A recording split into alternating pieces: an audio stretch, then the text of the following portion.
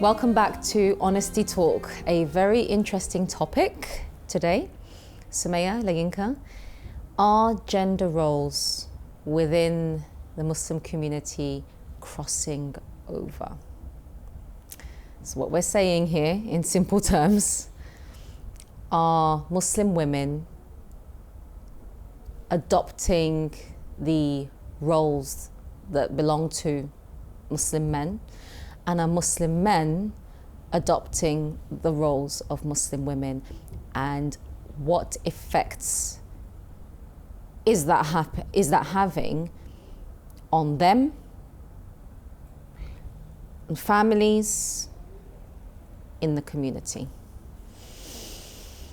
First of all, is it happening?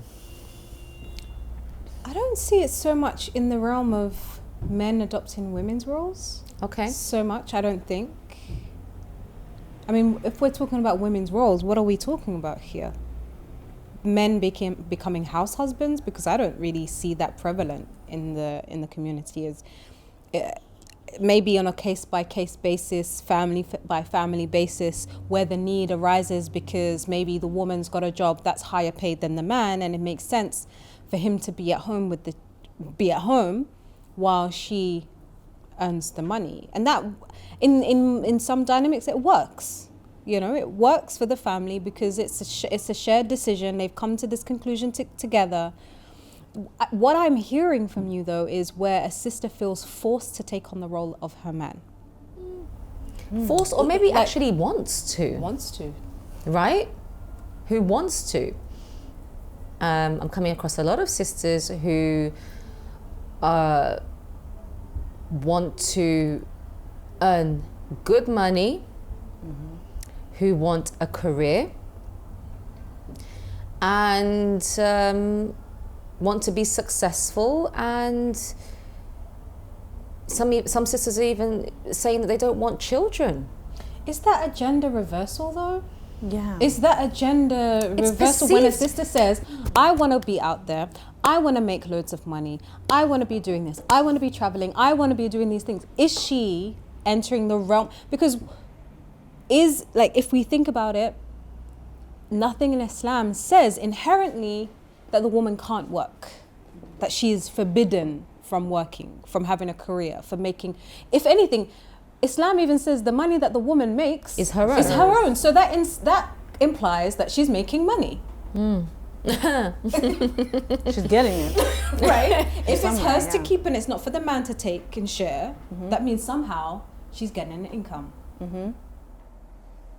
So going back to defining what these roles are, what are we talking about? Because the idea that it's mutually exclusive. Yeah. So you're either making good money and having a job or a career, or you're preserving the gender roles and taking care of. I think what it goes back to is how Muslims have defined the role of a Muslim woman and the role of a Muslim man, and that may not necessarily tie in with what the actual role of a Muslim man and woman is from Islamic sources. It's a cultural thing. Very much so. For instance, in my background as a Yoruba woman from Nigeria, women work.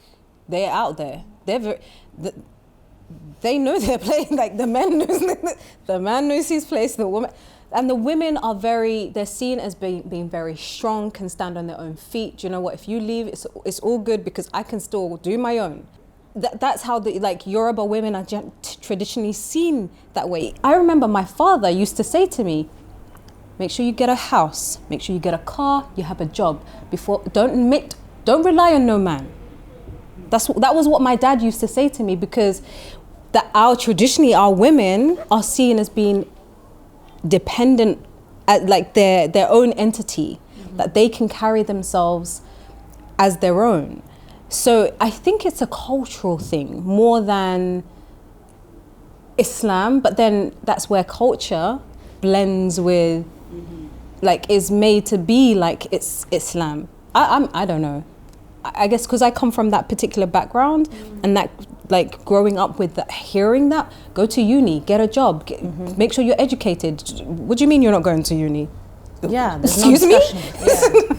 There's no discussion. And I see that, I mean, coming from the US and coming to London and having been here for a decade now, I see it as stark. Difference. Yeah, very different. I feel like the same in you know, in America, it's very much, it's agreed upon, it's unspoken. We're going to finish our education. We're going to get good jobs. We're going to take care of ourselves. We're going to, you know, live well. We're going to contribute to a better standard of living. It's just, it's, why would you want anything else? So what do you see being different in London? I think that The eyes. Go on, go for it, Sumayah. I Keep mean, it I real. think it's diverse because when I came here, obviously I was older. I wasn't in university with the crowd, and I wasn't in school. So I was with an older group. And what I saw was one of the kind of phenomenons that I noticed early on when I first came was there were a lot of girls, you know, so they're in teenage, kind of college university age, that have decided that they're going to drop out of university because, you know, in embracing faith and becoming practicing, you know, free mixing is bad and university is a bad influence, so I'm going to drop my education right smack dab in the middle of it and just let this whole thing go and go become, you know, a housewife or marry, or just kind of as if this is what the faith says, do this way, go this way and not that way. So the overlap, it's like, no, it's either this or that. So if I'm a person of faith, if I want to cover properly and stuff, I shouldn't be in classes and I shouldn't be doing this and that. So to me, it was amazing. Like, you're going to throw away your future in a rush for what? I just didn't understand, because that was the path that I knew. So you do look after yourself, you do. And it's not to say that needs to take away from a man. Why? It doesn't. If I go to university, if I'm educated, if I have a career, if I make an income, why does that reduce someone else? But a lot of men do feel inferior. They do feel inferior when they are married to a woman who is educated, opinionated, you know, knows what she wants, is quite outspoken about all of that. A lot of men do tend to feel inferior and uncomfortable with that. And then we kind of go back to the notion that the Muslim woman is quieter and kind of more subdued. You know, the man is the alpha, right? You know, and she is, you know, she's kind of just there, quiet, supportive. And so if we have a woman who has achieved her education, who has established a career, who has set up a business, who is at the forefront of the dawah, that doesn't quite fit in with that traditional image. But I think that maybe an exception to that is if, on the other side, if the spouse is at a place where they feel like they're good with whatever they're doing. It doesn't mean they have to be like doing what she's doing. They don't have to do what she's doing tit for tat, as in be in the dawah or run a business or be in the public sphere even. But are they living and showing up in a way where they feel fulfilled and that their life has meaning? And because if I have mine, I'm not sweating what you're doing with yours. So why does it only takes away from me if I don't have mine together? And so the question is, what's happening with the young men, with the boys, that they come up and that finding someone who's established and coming from a position of strength and security a threat to us? And this is, I think, about how boys are brought up. Yeah. How boys are raised. It's interesting how we're speaking, obviously we're women, but we're speaking about a woman being successful and strong and powerful, and how, well, I guess what we're saying is how a man has kind of moved away from the traditional kind of fairy tale prince on a white horse coming to the rescue, and, you know, she's just like the kind of damsel in distress. How are we defining successful? How are we defining strong? How are we defining these women? Because I know there are going to be viewers who are watching this and saying, well, what about we who don't want to be out there doing stuff, having a business? Am I too not strong and successful? And do you see what I mean? I think any woman who's able to look after her family well with all the trials that comes with, is a strong woman. And she's able to maintain her faith, is a strong woman. So you're very right, you know, what is strength? Yeah. And also, thinking about it in terms of a woman's strength, because when I ask the question, you know, crossover, are males and females, are they crossing over? It boils down to this concept of strength.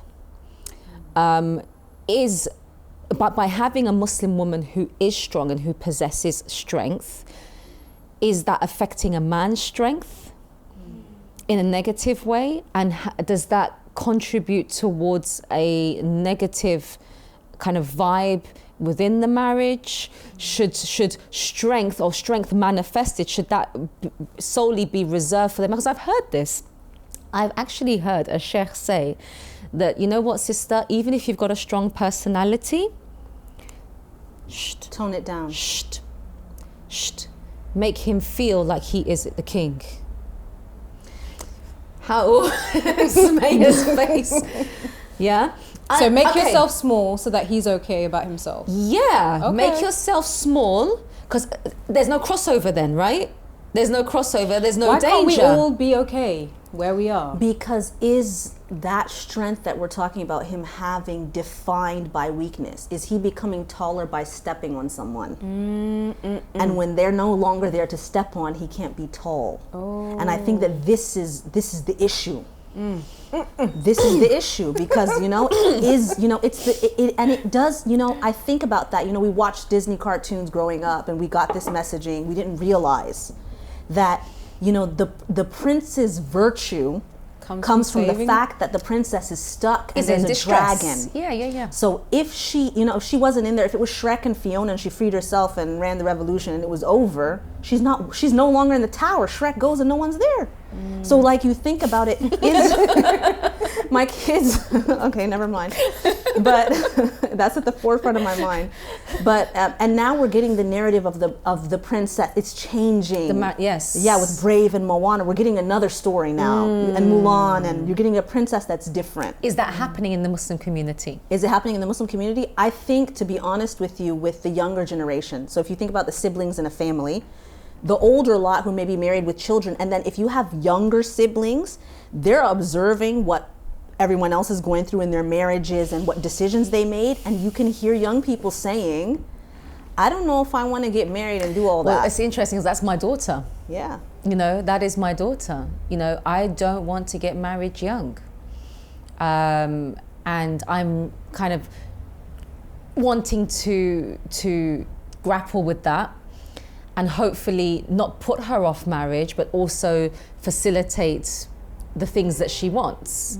And help her along that journey, so that when she does get married, inshallah, she can have a very healthy marriage and not think, you know what, I ain't gonna be that damsel in distress, and then she becomes a lioness that eats her husband alive. I don't want that for her. Which is a realness that happens. Right? But at the same time, I want her to embrace her femininity. And many women do want to be taken care of. They do want to be looked after. We're complex beings, aren't we? Can you be a woman who is strong and still be looked after? Can a man yes, you can. look after a strong woman? Yes, and you know what?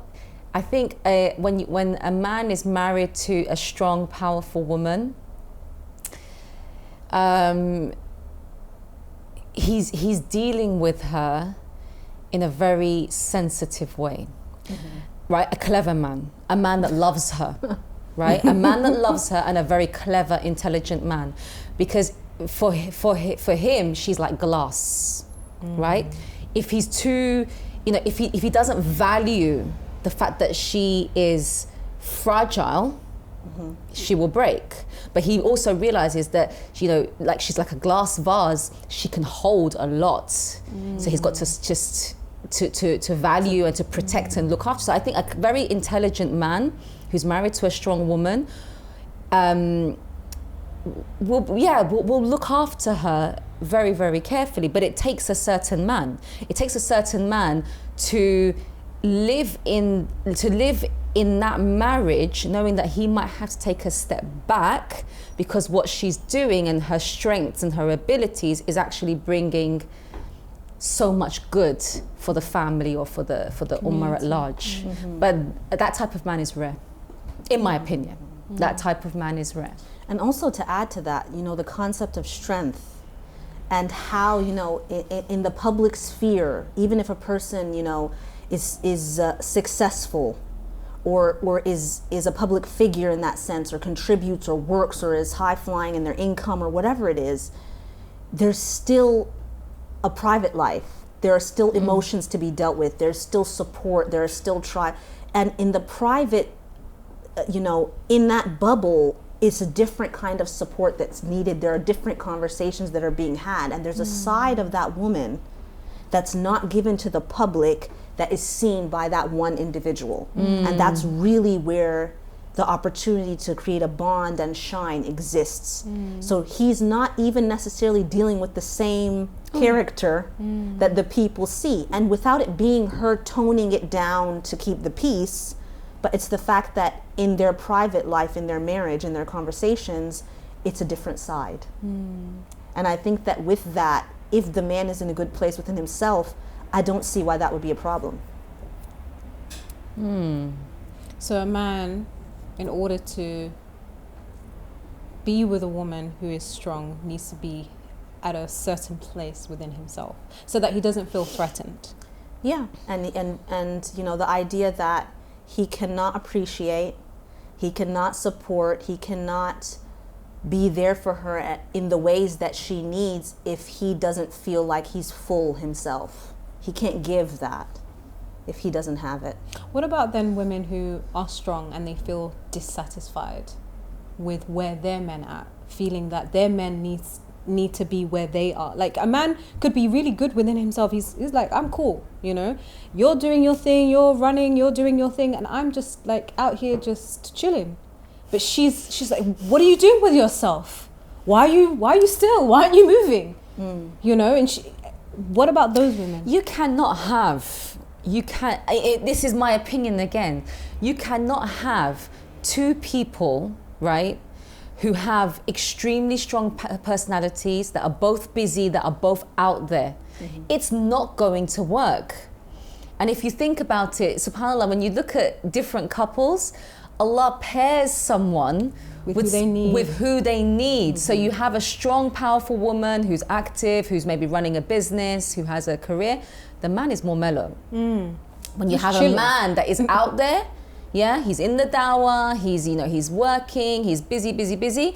You've got a woman who is holding down the fort. So do you think there's conflict when both of them are like? Oh yes, of course. I do.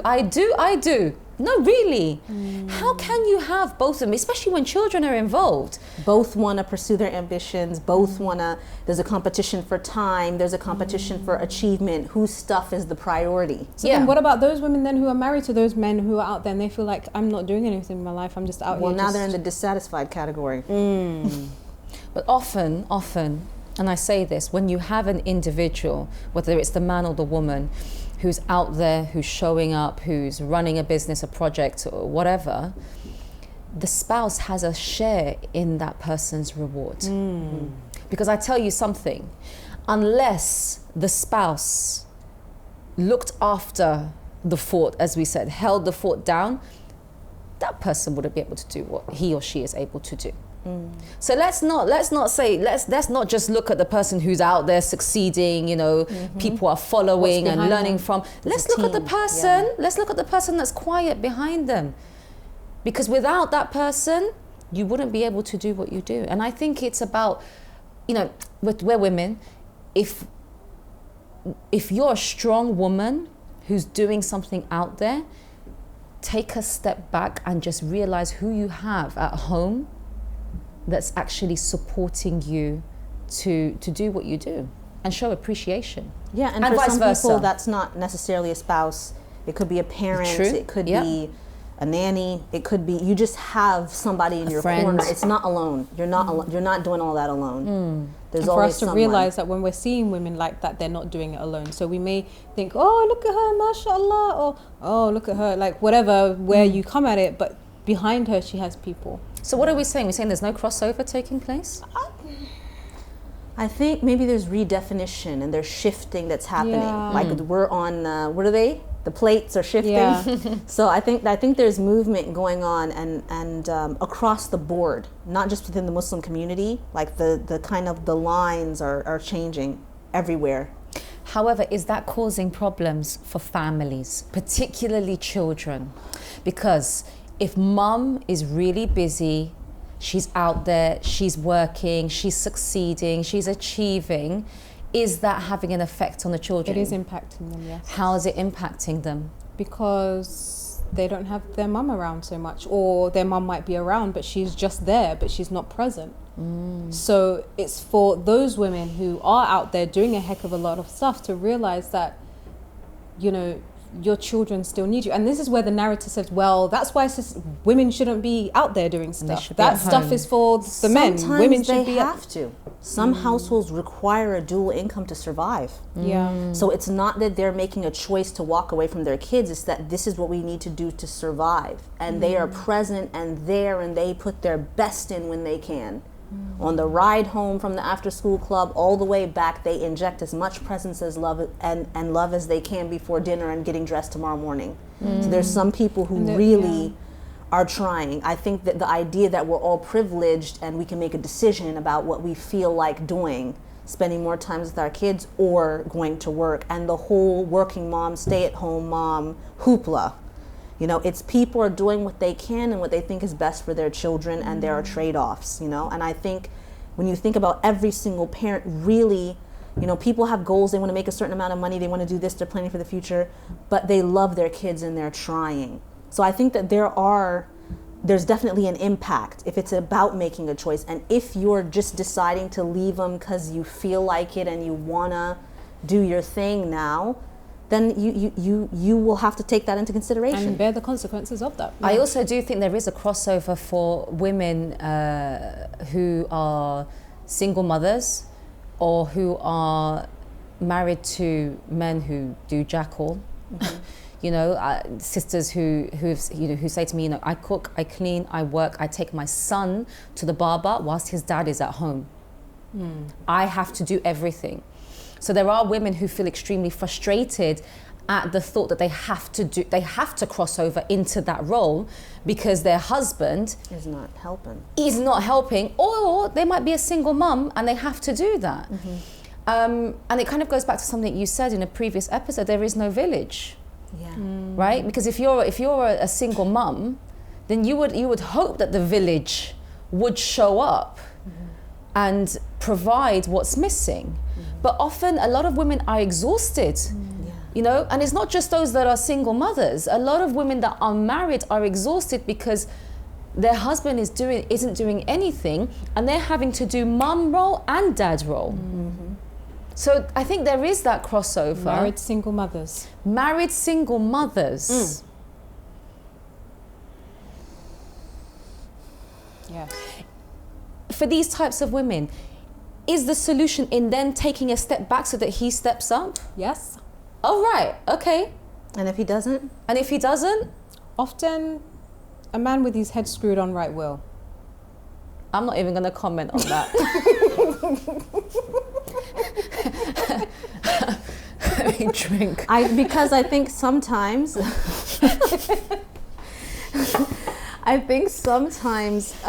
it goes back to also as women, sometimes certain personalities, the control freak in them, the A-type in them, they say, okay, he's not going to do it right, let me just do this and let me just do that on and and they end up loading themselves up. Sometimes and then becoming women resentful. don't create the space for a man to do what he needs to do. They don't give him room. True. Yeah. Some women do that. True. They take it upon themselves to do everything and then go ahead and complain that the man's not doing anything. Give him room, because you know the role at the top, there's only one spot.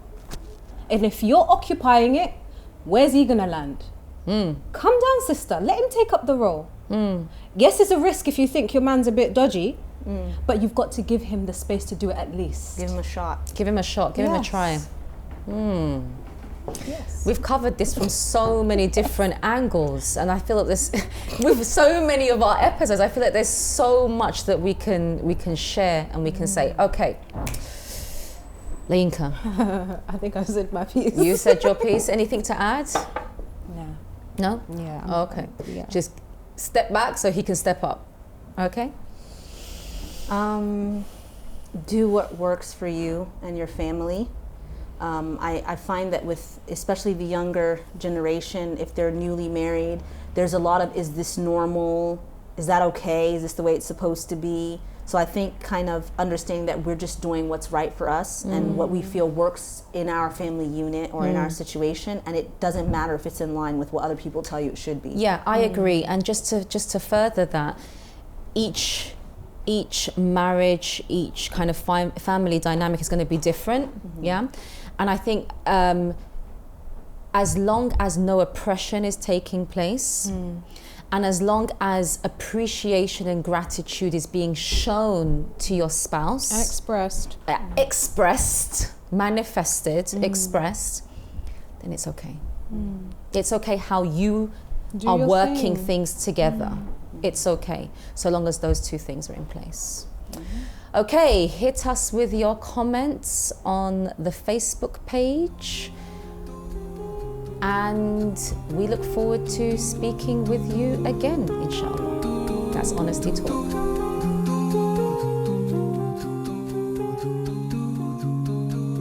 It is the base, and it's going to impact your life, your children's lives, you know, everything is going to happen. Why did you choose to do that? And seeing the sacrifice that was necessary for her, I do honor her for making that choice, because I know that if it weren't for us, she would have maybe decided differently. And the pressure's coming from the outside. The advice is, don't be selfish, take one for the team, stick it out, it can't be that bad, you're both good people. She needs to, at that point, strengthen herself as a woman and strengthen her iman.